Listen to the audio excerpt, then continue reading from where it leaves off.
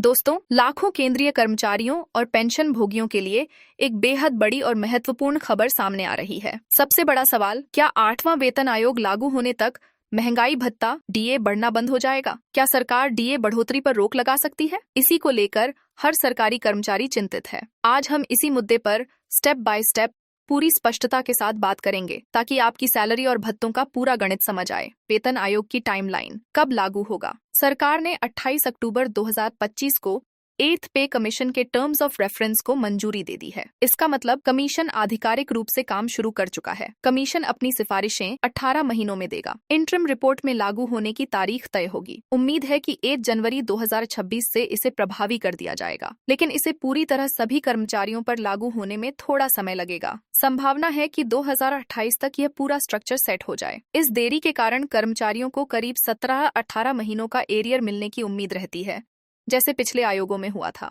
2. क्या तब तक डीए बढ़ेगा या रुक जाएगा? सबसे बड़ा सवाल। दोस्तों, इसका जवाब साफ है। डीए बढ़ना बिल्कुल बंद नहीं होगा। जनवरी और जुलाई में डीए रिवीजन हमेशा की तरह होता रहेगा। अभी डीए 58% चल रहा है और महंगाई के हिसाब से बढ़ता रहेगा। यह नियम आयोग लागू होने तक चलते रहेंगे, इस पर कोई रोक नहीं। लेकिन ध्यान रहे, जब 8वां वेतन आयोग लागू होगा, मौजूदा डीए को बेसिक पे में मर्ज कर दिया जाएगा और नया डीए फिर से 0% से शुरू होगा। यह हर वेतन आयोग में होता आया है। 8वें वेतन आयोग की सिफारिशें किन बातों पर आधारित होंगी? कमीशन इन 6 मुख्य विषयों पर ध्यान देगा। देश की जीडीपी और आर्थिक स्थिति, महंगाई दर, इन्फ्लेशन, सरकारी खर्च का संतुलन, पेंशन स्कीम्स की टिकाऊ क्षमता, राज्यों की वित्तीय स्थिति, प्राइवेट सेक्टर सैलरी से तुलना।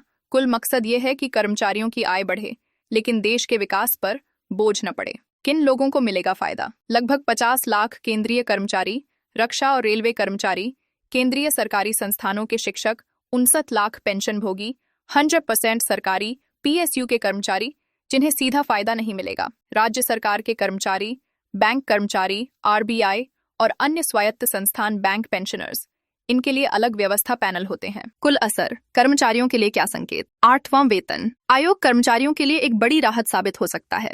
डीए बढ़ता रहेगा, सैलरी का स्ट्रक्चर मजबूत होगा और महंगाई को देखते हुए इनकम में अच्छा सुधार देखने को मिलेगा। सरकार की अंतिम सिफारिशें देश की आर्थिक स्थिति को ध्यान में रखकर ही आएंगी, लेकिन संकेत सकारात्मक हैं। अगर आप केंद्र सरकार में नौकरी करते हैं तो यह अपडेट आपके लिए गेम चेंजर है। डीए नहीं रुकेगा, नई सैलरी पहले से कहीं बेहतर होगी और एरियर का फायदा भी मिलेगा। अगर जानकारी उपयोगी लगी हो तो लाइक करें, शेयर करें, चैनल सब्सक्राइब करें और कमेंट में बताएं कि आप किस ग्रेड में हैं, ताकि हम आपके हिसाब से सैलरी अनुमान वीडियो बना सकें।